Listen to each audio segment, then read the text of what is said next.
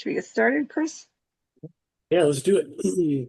All right, welcome everyone. I'm Chris Russell. I'll be your moderator for today. Our topic is Work Tech Predictions 2026. What's next for HR technology? And our guest today is George LaRocque, the leading work tech analyst and advisor, founder of Work Tech, trusted source of global work tech market intelligence, someone I follow as well in the space. So, George, good to see you, my friend. Hey, Chris. Thanks for having me. Hello, Leah. I'm excited to dig in, Alex, and everyone. Yep, Leah Daniels should be our host for today, and along with our CEO, Alex Murphy. Just a reminder, we'll post a replay of the webinar on YouTube. I'll throw that in the chat actually now. So definitely subscribe to us on YouTube as well. And Leah, you want to kick off with the first question for George? What do you got for us? Oh, before we jump in, a couple of things. We have two chats going all the time. One is going to be here live, in which you are welcome to jump in and participate, as well as in the chat. So please feel free to throw questions or comments right into the chat. I just put George's information on LinkedIn, so you all guys could all be best friends forever on this. It's going to be amazing. So excited to talk today about the future holds of. Oh, hey Justine, we're going to mute you if that's all right. We're going to talk today about what the future holds for 2026, the work tech, predictions in the future. Jobsync is obviously hosting this roundtable today. Jobsync.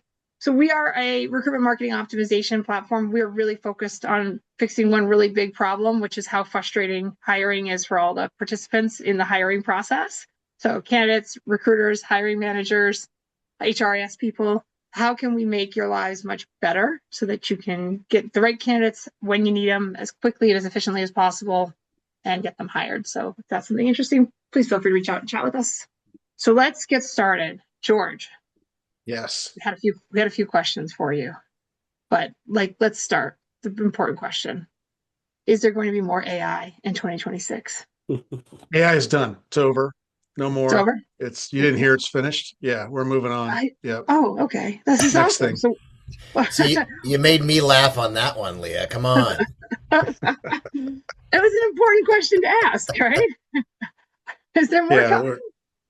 There, of course, there's more AI. There's more. I say in part, it's continuing to evolve. We're continuing to learn I'll say what it does do, what it doesn't do, what it does well, what it doesn't do well.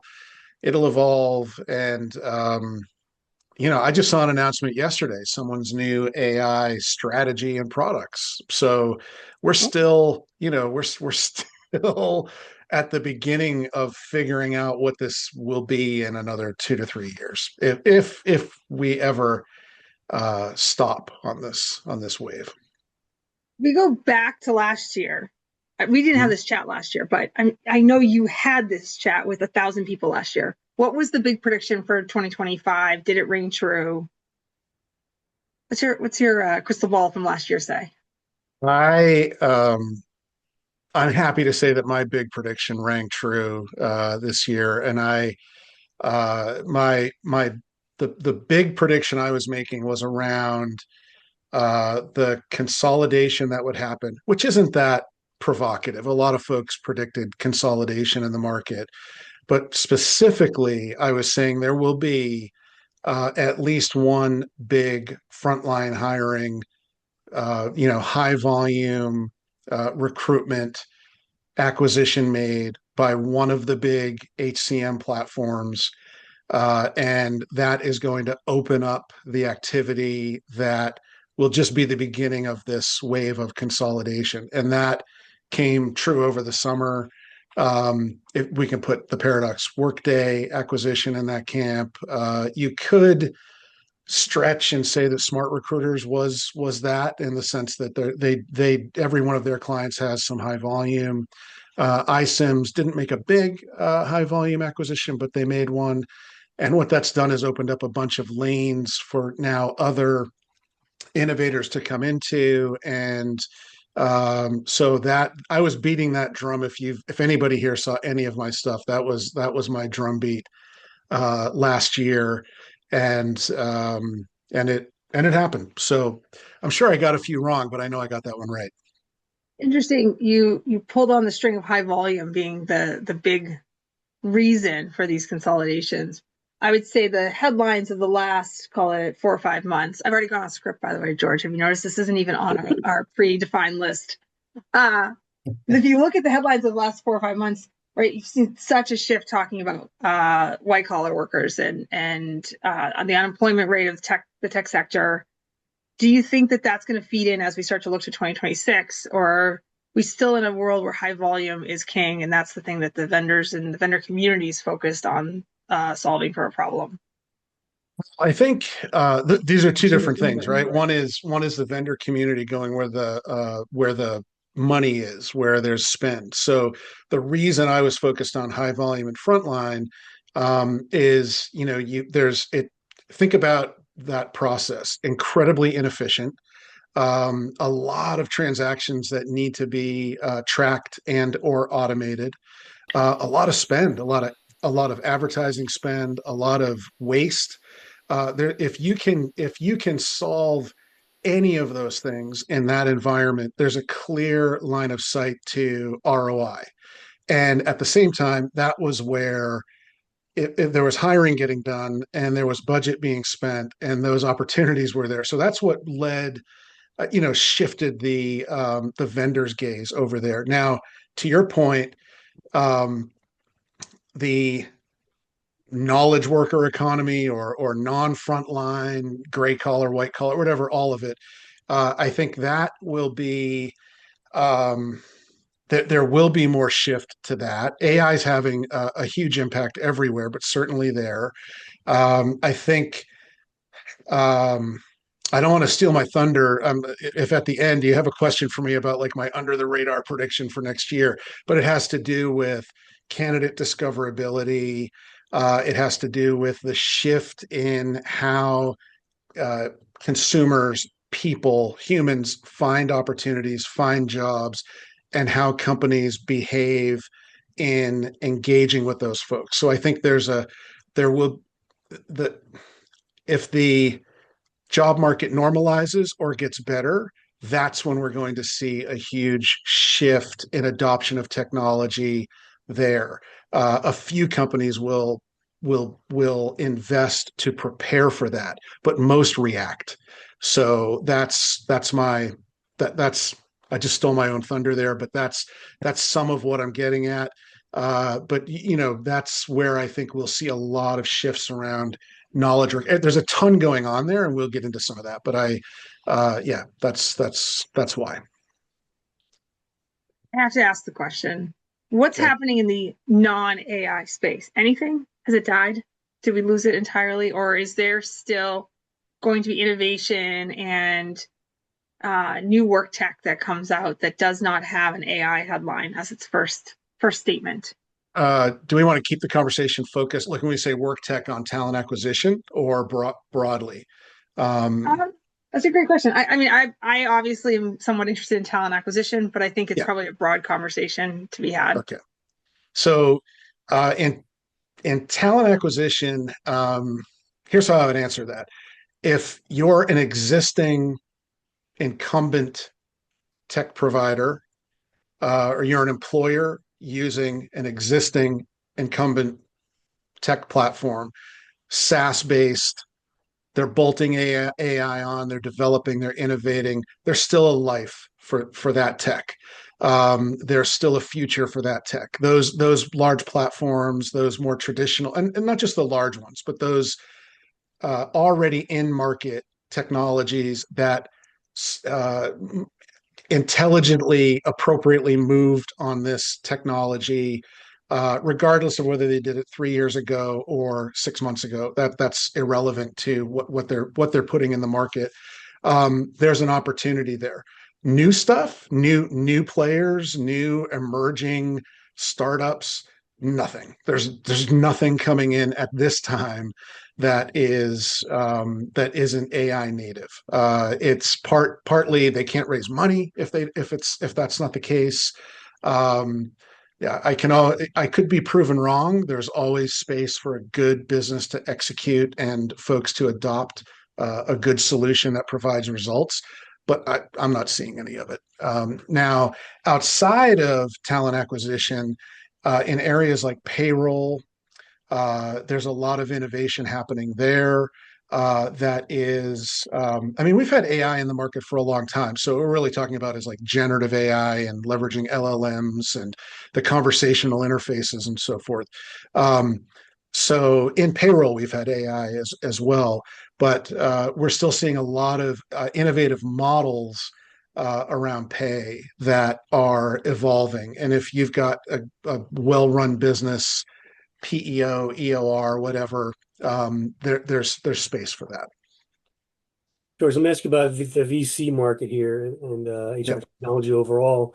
It seems like, just from my perspective, the AI interview tool are kind of the belle of the ball right now for them. But what are you seeing from their standpoint as far as what they're looking at, what they want to invest in these days? Um, so it's interesting that you bring up AI interview tool because I think there's been investment there. We've seen, if you're talking about like a Bright Hire that got acquired by Zoom, I think that's more interesting outside of TA, outside of recruitment, than it is what Zoom will do with it in recruitment. Um, but I think that is actually an area that I pinpoint and think it's kind of it hasn't seen the adoption. It's seen some funding, and it just hasn't stuck. Interview intelligence, those sort of interview tools, haven't seen it the way I expected it the way we all expected it.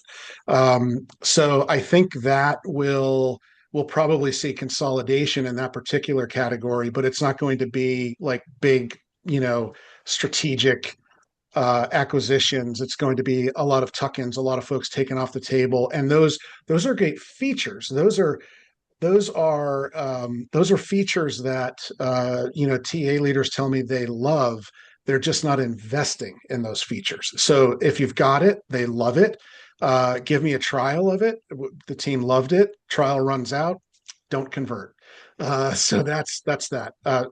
Outside of that, I think if we're talking what are people investing in from a I'll put a few different lenses on that. And TA has been dormant largely for the last 2 years from a VC perspective. So HCM has been 90% of the VC flowing into the space.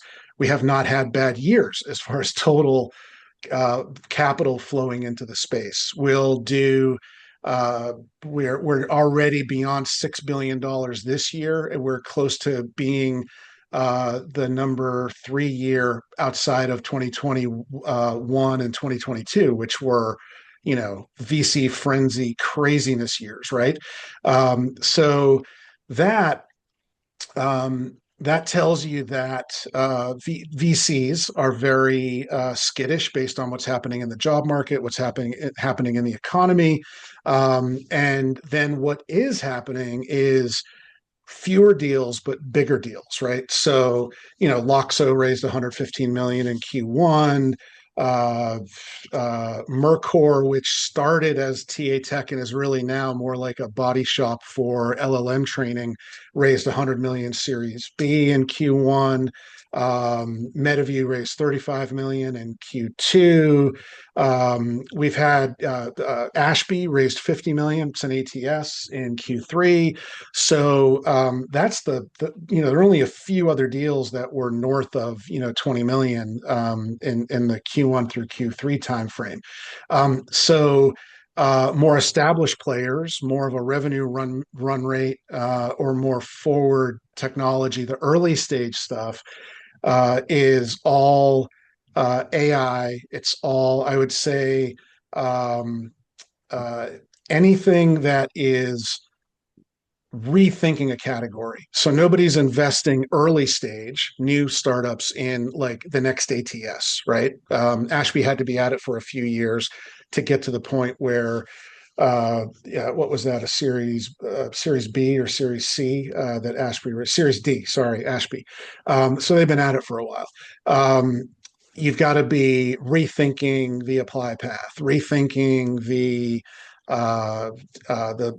sourcing, rethinking matching, rethinking assessments, any category that you would put a tech tool in, not just another like we've seen before. It's got to be something new. That's what investors are telling me they're looking for. And it's not that there aren't people rethinking things. It's just really tough out there for early stage right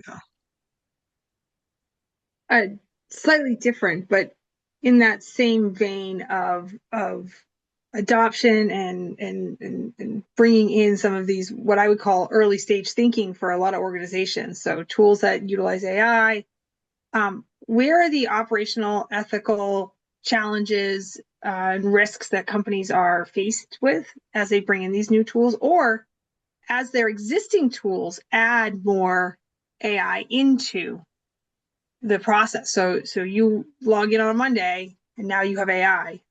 Where are companies struggling with that adoption curve? Do you have an insight onto that? Well, you asked two things there. One around ethical and sort of responsible issues. I think that is uh, this market was created by, people hate it when I say this, but it was created by compliance. It was created because I've got to comply with regulations. I've got to pay my people, et cetera. So that compliance is a really big deal, and governance and ethics and explainability are going to become a huge deal for employers, anybody at any scale at all, or anybody who pushes the envelope. Even a small employer who makes really bad decisions will could be at a great deal of risk if they find themselves out of compliance from a hiring perspective or doing something really unethical. So I think in hiring, if you think about explainability, that's where AI gets really, or I would say the AI solutions get really challenged. A lot of what has come to market has been really in a black box. It's been, we do a great job screening and ranking these candidates. How? An algorithm. What's that look like? Great It one. looks like math, It's the best. It's the best algorithm I've had all day. It's so good. Right, right. So yeah, that I think on the first question. The second, from a hindrance of adoption, look, I think that we've all been thrown into this AI pool, ocean, whatever, at the same time, and we're all learning it at the same time. And of course, the technologists and the marketers come out with a lot of hype and a lot of vision for what this can do, while we're all looking at businesses and what we should do and where we should spend. And that there's earlier when I talked about that direct line of sight to ROI, to business impact, to enabling my people, not just efficiency for efficiency's sake. I think every category in work tech, recruitment especially, has been on one hand under a lot of pressure to evaluate this technology, to look for opportunities for it, to bring down costs, to be more efficient, to be more effective, to hire better quality faster, but trying to come up to speed with what are my platforms doing, what's my ATS doing, what's my CRM doing, where's that going, do I wait or do I implement something new? And what can easily be dismissed as fear, and I'm sure there's some of that, is really coming to grips with, coming to terms with where the opportunities are and where the tech should fit.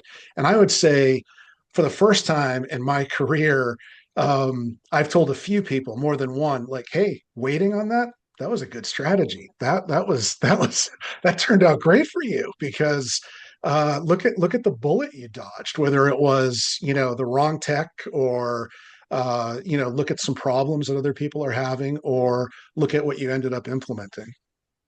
I think on that vein, one of the things that I hear now from TA leaders, especially TA leaders in large, complex, global organizations, is this feeling of, I now need to be a technologist I need to be an attorney. I need to be a compliance person. The job itself as in TA and in HR in general, but in TA in particular, has gotten really, really big. And when you start to think about these things, like you just said, people love this idea of an AI interview tool, and they'll absolutely play with that feature, and then they won't invest in it. And then the same thing, it's like they don't understand it, they can't explain it, they can't defend it. They don't know what it's doing when it's left to its own devices. I look at the market up till a couple of years ago, and anything that looked like AI, the AI part was more natural language processing than it was decisioning, right? It was still an if-then statement behind all of it. It was just taking the words and parsing them out better, understanding that yeah means yes, knowing that you say San Francisco, you mean California, right? Without having to ask for that explicitly. I think that's where the market was comfortable with AI and adopting it. And now we've moved into this much more complex world where there's a lack of explainability. The black box still exists. Are you seeing technology do a good job on the AI front with the explainability, or do you think that's the big opportunity for many of these platforms and companies? I think it's the big risk for a lot of folks that I've seen come to market so far. I think any leader, practitioner who's looking at these tools or has been using they've got some splaining to do, as they say, and it's going to be hard to do, and it could cause trouble. Right? Somebody mentioned case law in the it popped up in the comments, and the Mobley case. That's a being able to explain how decisions were made and why decisions were made, that's the essence of any discrimination case like that, in order to be compliant. Ultimately, I think there are a couple of, I've seen some that do a good job where but when you're seeing it, when you're going through the tech and it's presented as it doesn't make any decisions. It doesn't disposition any candidates. It shows you what it's looked at and how it's aligned. Why are these candidates in this order? It doesn't use a numerical score. It does things like this that are helping the humans, enabling the humans get to what they need faster to disposition candidates. In really critical, what would be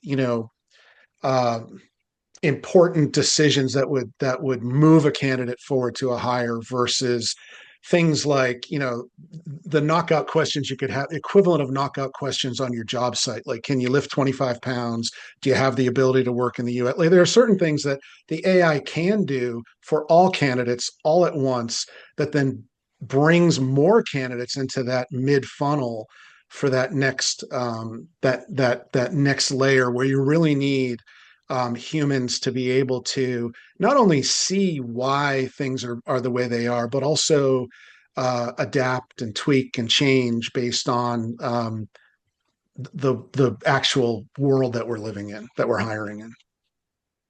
Kevin, I can see you wanting to jump in. I didn't know protocol. Is that protocol?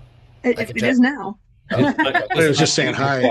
That's the protocol. George, great to see you and hear from you too. I totally agree that what's interesting from our Candy data through last year, anecdotally, most companies weren't touching screening at the application stage. Some were already experimenting, but most weren't yet.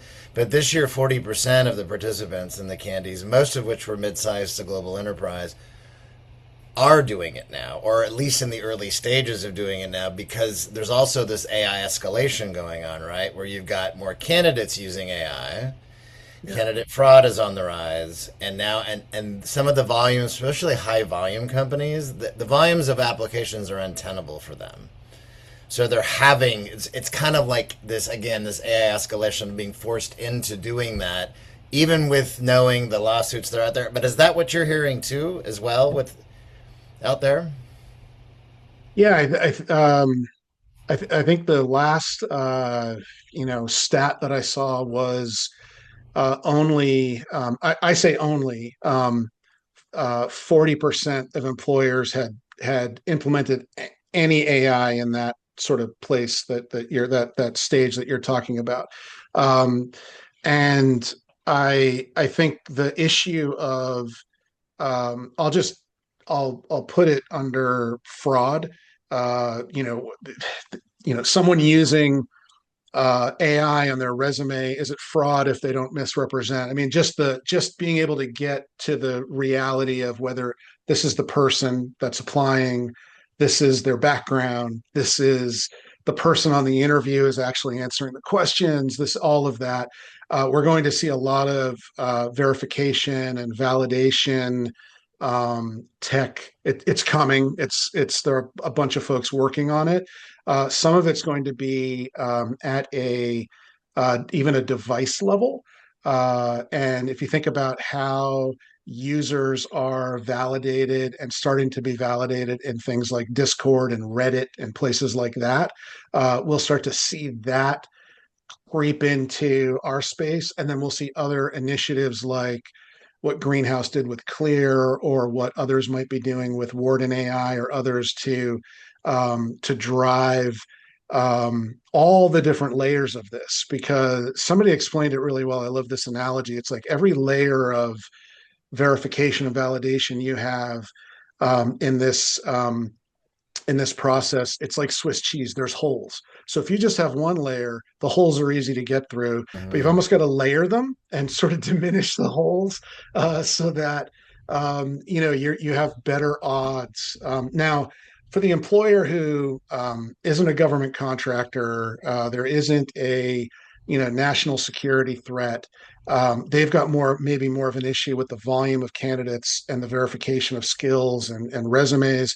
But everybody has the risk, like from hiring a lot of remote folks, of people just faking it and Mhm. getting a paycheck, and from like like the equivalent of a offshore call center farm kind of thing. But anyhow, I think that's all coming rapidly. Where's blockchain? What happened with blockchain? Huh? Wahoo. Kevin, you stole Blockchain. my last question. I Oh, mean, obviously, did blockchain is I? going to save Oh everything. boy, that's my big prediction too. I Blockchain's didn't not read dead yet, anybody's guys. notes. I didn't read the notes. I It's not. didn't. It's not dead yet. That's one of those fake answers that AI gives you, which is that blockchain is going to be a rock star application to invest in 2026. You can Probably make believe. you can use Yeah. your Bitcoin earnings or losses, depending upon which news article you're reading, Which to day it help you is? afford that. Yeah, oh goodness, right? Uh, Liquidate your silver. George, when you look at this complex AI candidate market, employer market, right? I keep calling it an arms race, right? So the candidates are using AI and the employers are now using AI. So you have an AI auto bot who had an AI rewrite your resume to match your job description, applying to have an AI then screen and score your AI written resume. At what point does this just implode on itself? Does it? Do we just live through it?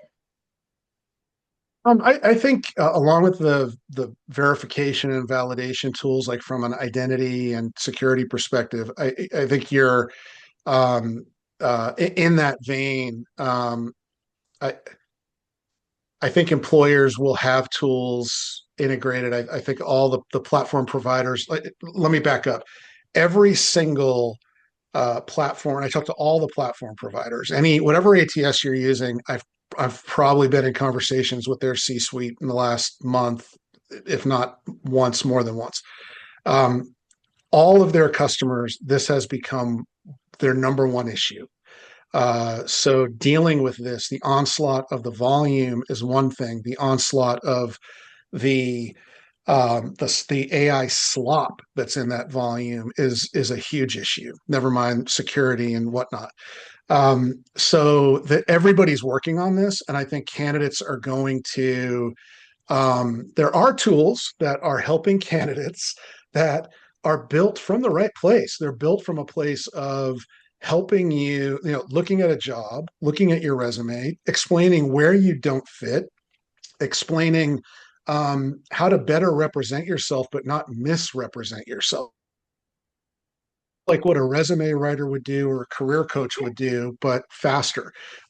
They will not help you apply to 1,000 jobs with one click, but help you fill out a better application for each job, right? So I think though that is ultimately where the up, because I do believe that employers are going to get better at just blocking out Um, the bad side of that though, right? For all the good ones that you're talking about, who's got good intention and they're going to help you actually make yourself look better, just like an employer, like a coach would do, right? Or a resume writer. You're seeing these mass applies. And I think that's the problem, is that as an employer receiving this particular application, you can't tell the difference. You don't know if you're dealing with a good actor or a bad actor. You just know that you had, I just saw Mindy writing, waking up to 1,500 applications overnight, yeah. right? That's a massive number. And then when you look at them and you start to look at the details and you realize that the email doesn't match the resume email, and you realize that these are in fact a paid apply service that is just mass applying people. I think that's where it's really tricky, right? How do you find the gold in that? And I think that's where your earliest comment, which is how do you disrupt an entire process, might be where we see something interesting this coming year. Yeah, yeah, and I think it may not be the right idea that if the email addresses don't match, you kick it out. But I think where it falls behind others that don't have those issues, I think as candidates start to experience that, when I use these tools, I'm not getting what feels like a good experience because I'm getting screened. I'm not getting the job. I'm not moving forward, but and I have to pay for that. I think that's where, look, right now there are a lot of people seizing on a really difficult job market and taking advantage of folks in a very difficult spot with these tools. And as they stop to produce even the for them their top of funnel results, I think we'll see things shift. It's consumer behavior, right? If it isn't working, they're going to find something else that works. You might Yeah. see this is come in and start introducing like throttling of applications, kind of a feature set. What do you think about that, George? Yeah, I've seen a little bit of that. Like, the job is sort of live and then not live based on the volume and I bet yeah, AI can do that, right? It can yep, detect, okay, let's slow it down now and see what we have in the pipeline already, and then reopen it again at some point. It's yep, funny is that for all those things, you've got, on the other hand, big players in the space dictating what you can and cannot do, right? Oh, you can't take it down, your job down, and then repost it up. That's not allowed, right? So the employers are kind of in a tricky situation where they're trying to navigate not only the candidate market, their recruiters getting burnt out, but also the third party participants in this market who have their own set of rules and regulations on how you can participate in the job market, right? It's a tricky world, and AI can help on some of it, but I think a lot of it is actually a requirement of the participants in the space, the vendor community, to recognize the challenges that the employers are currently facing and lean into solutions as opposed to leaning into policies that they prefer. The Which idea of a right. 30-day job posting, I think, is getting just chipped away at. It's going to become much more of a flexible posting in the future, I think, with AI. one can only hope. We'll see. What do you think from a niche area, George? Where are we going to see really interesting work tech next year that's a little more niche? Interesting work tech that's a little more niche. Well, I think so the winners in the market are two types of players. The types that own the data or provide a well integrated set of capabilities that sort of, think of it like owning a process or manipulating that data to help you make decisions, whether that's finding the right candidate, hiring the right candidate, selecting the right candidate, et cetera. So I think that means um, you're going to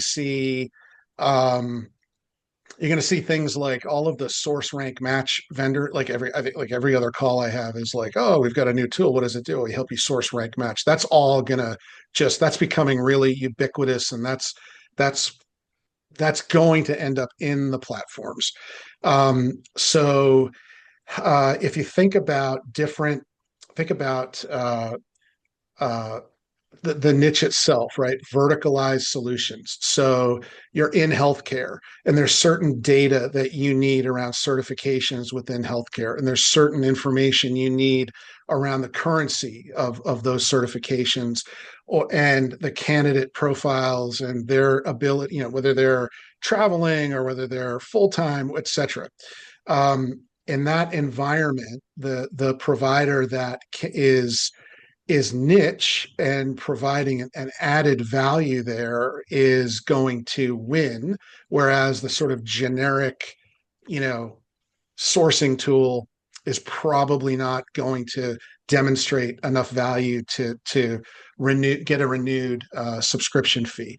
Another niche might be in an environment where you have a lot of contract or contingent work and full-time work, and you're looking at compensation and pay rates, and it's core to sort of the game day hiring decision. That may be an area that so that the more verticalized to an industry, to a labor type, to a job type, the more success you're going to see when it comes to non-platforms.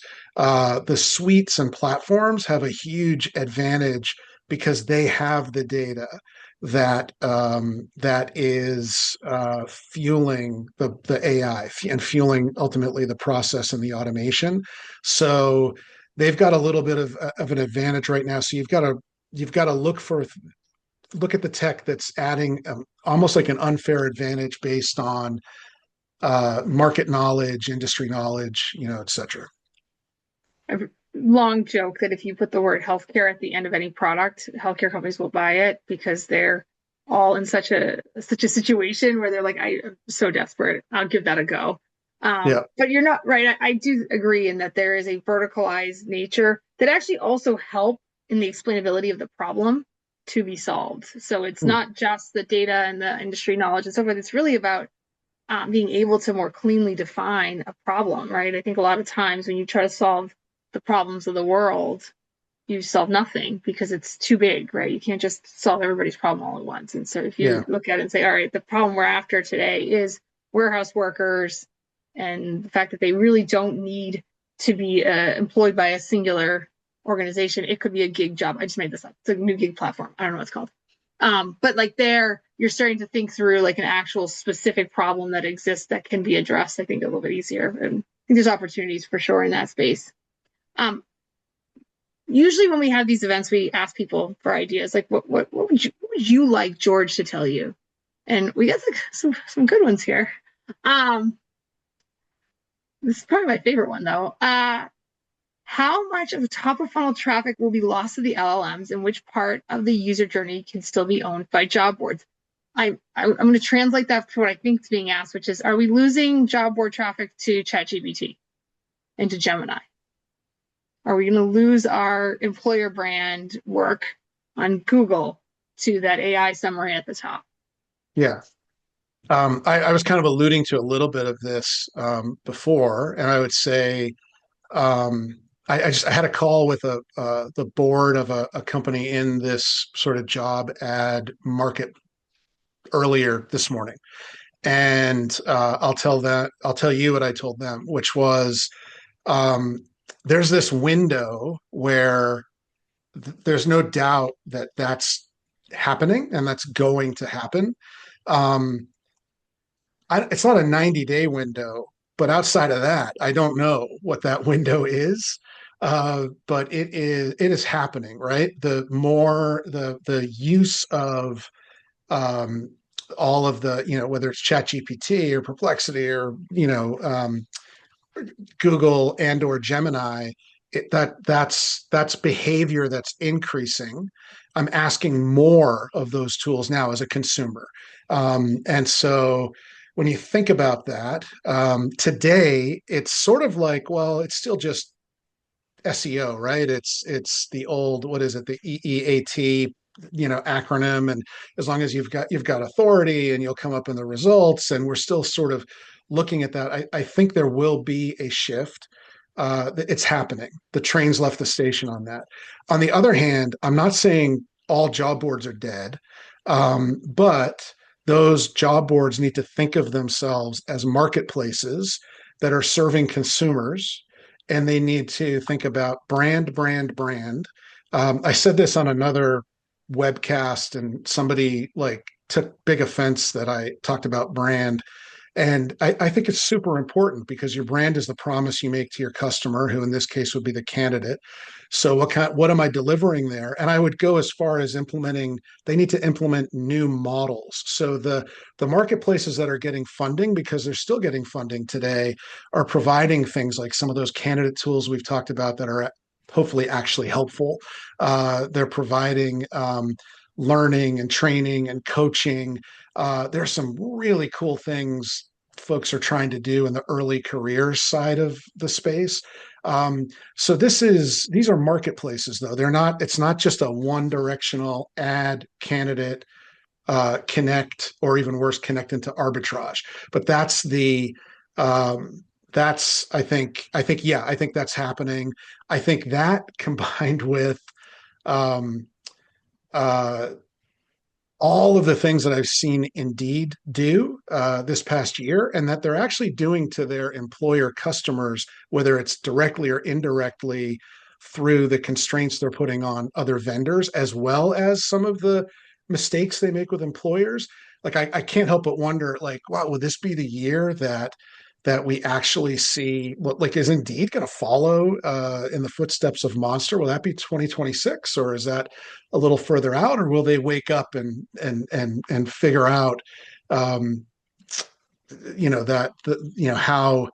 how where they're making those mistakes? And I see all of this sort of gelling all at once as we come into 2026. But we've known this about, as for example, Indeed for a long time, and nothing seems to happen there. But we'll see about that. But I think, yeah, on the LLMs, absolutely, it's happening. I just don't think it's going to happen overnight. I think we were. Want that. Oh, go ahead. Talking today on LinkedIn, providerjobs.com. They got acquired by a staffing agency, but anyway, they call themselves a job discovery tool, which I thought was interesting. Is how they're positioning there. It was like a visual kind of, wasn't job posting, it was like visual videos, I guess, of recruiters talking about the job, something like that. But as one example of how they might be redefining themselves in the future. Yeah, that is cool. I think any place where there's ads and consumers and content being consumed, it's all bets are off right now. And we're no different. We're no different in the job space than any other market that's dealing with these behemoths. And I think Google seems to be now surging while ChatGPT is challenged. They call this like a code red moment internally at OpenAI, while Google's new releases seem to be doing really well.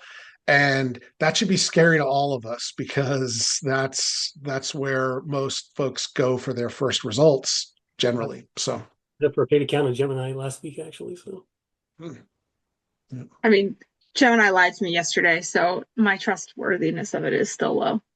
they all lie. But you have to catch it in a lie, right? And it's so confident in its incorrect information that it's providing you. But it didn't know it was lying. It was hallucinating. So that's Kevin will hate that. He does not enjoy an anthropomorphic. I can't say it, Kevin. Anthropomorphication. I can't say the word. Don't make it into a person. Anthropomorphize. That is a hard word for me. Every once in a while.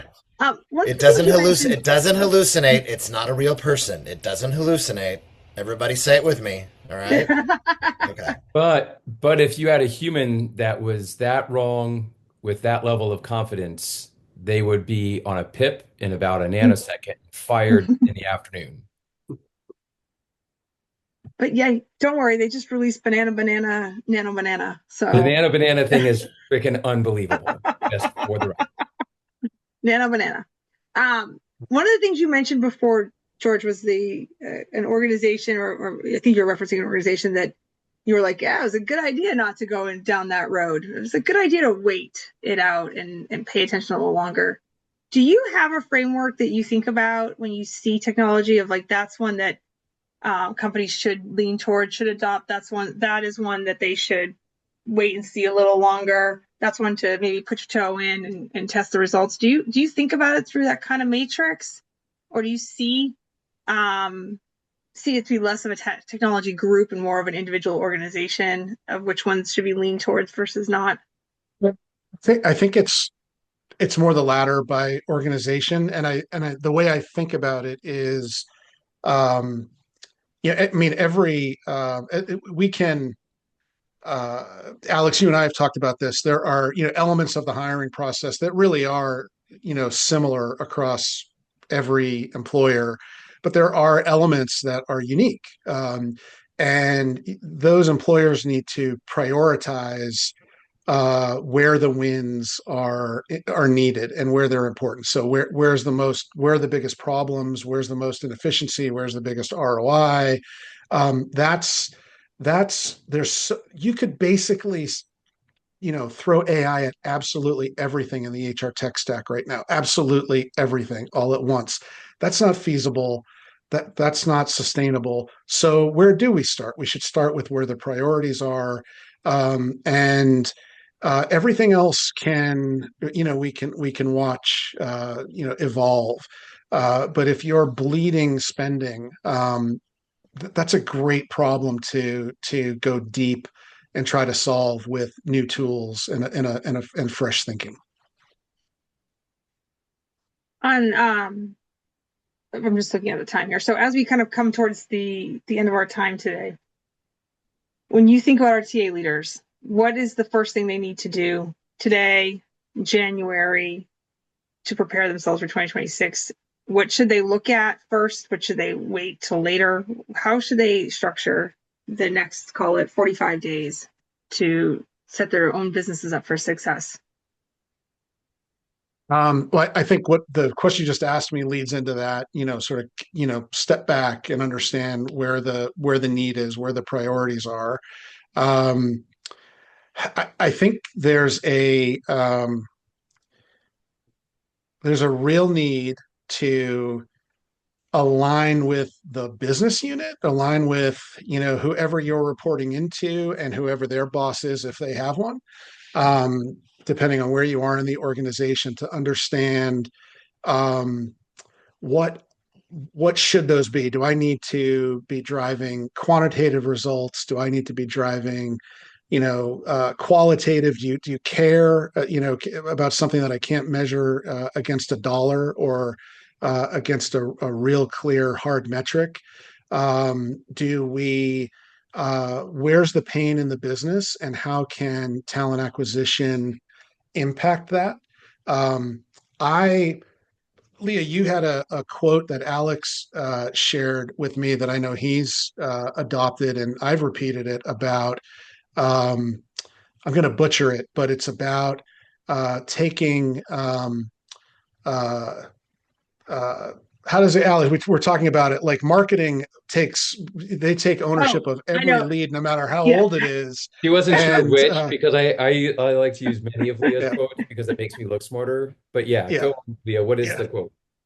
You So know, I've never met a marketer that didn't take credit for every blessed sale that sales makes, that at some point marketing blushed across that lead. If they created it 10 years ago or they sent one email to it last week, marketing's taking credit. And I've never met a development team that didn't take full credit for a product that they released, and a product team that took credit for that. But you walk into a talent team and there's so little credit that they try to take for the accomplishments of the great talent they bring into the business, right? You bring in a rock star salesperson, you're not like, look at that person overachieved and over delivered, and we helped make that happen. This is us. We did this. No, they don't do that. That was all the hiring manager. It was all the sales org. So I talk a lot about that. Yeah. Yeah. And I think like where I go with that also is understand, a lot of folks would hear that and think, well, if I did that, I would get laughed out of the room because that's just, even though it's true, the VP of sales does not believe that salesperson's success is because of the recruiter. Well, what do they believe? Find out what those wins are and align there. And when you get that first win and you take credit for that, then you can take some liberty to get the next one. I've spent a lot of time on ROI on both sides, on the vendor side and on the buyer side. And the first thing is understanding what truths the person receiving this ROI statement will believe. That's it. If they don't believe that, that improving the candidate experience is, increasing revenue, don't use that metric. Improve the candidate experience, but find another metric. Validate your department in other ways that gives you an opportunity. I think those priorities are so key and will lead you to be viewed as an innovator, to be viewed as adding to the overall success of the organization, to be able to take some of that credit. Can we pull that thread a little bit more? So if I just heard you correctly, you said, don't use a metric to validate what you're doing if the person hearing you use that metric doesn't believe you.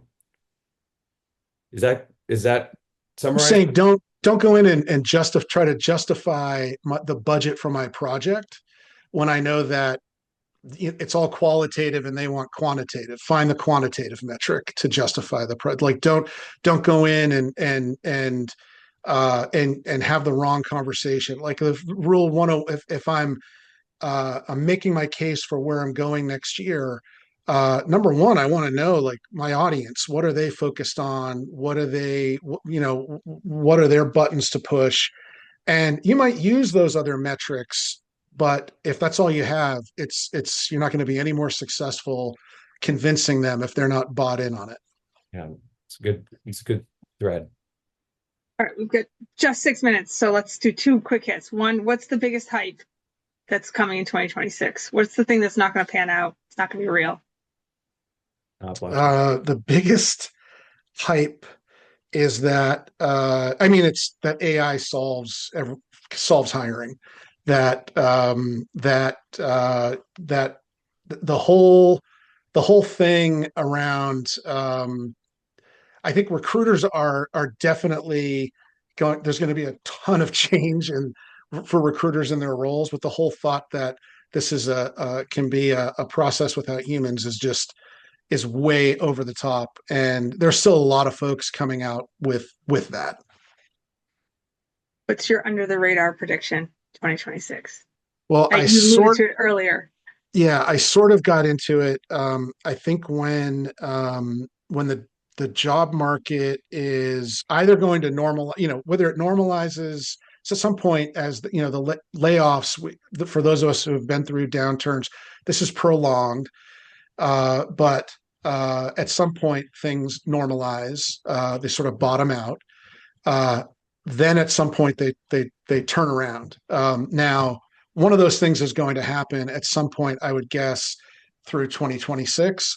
It may be painful because it may just sort of hum on the bottom for a while. But at that point, when that normalizes, we'll start to see a lot of the behavior on both the candidate side and the employer side shift. And I think that's when, if there's going to be an impact on those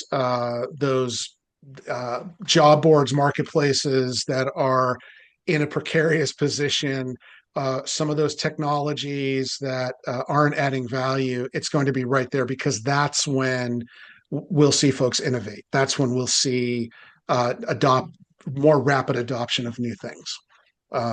So, and I think that ties directly to, and this is, it's hard to put a timeline on this, but I really don't see good things in Indeed's future. I don't know whether that's a 5-year horizon or a 2026 horizon, but if that happens, I think employers are also going to sort of wake up to some of these rules that Indeed's created around their candidates and the applications and what they get and don't get based on that flow of candidates. And I think that's going to start to hurt Indeed because it's just another way of raising the price. That's it. Access to data too, right? We've always said data is king. Everybody wants data. Yeah. And this, I think, is part of the strategy for Indeed going forward. Yeah. George, thank you so much for spending time with us today. I really appreciate chatting with you always. And thank you, everybody who joined us today. We are back in January on the 21st, and we have the early careers. You mentioned early careers earlier. The earlier careers team from Campbell Soup. Crystal Burgess, she's also one of the conference co-chairs for the National Association of College and Employers, and my friend Jojo Cosman, who's going to join us and talk about how to build a early careers program, like a world-class early careers program, especially in the current environment where it is very, very hard for these students coming out of universities and schools to find their way into first work. So really excited about that. Please join us in January. You guys have a great end of year. Happy New Year. Happy holidays. And have a great day. Thanks, everyone. Thanks, George. Thanks, everyone.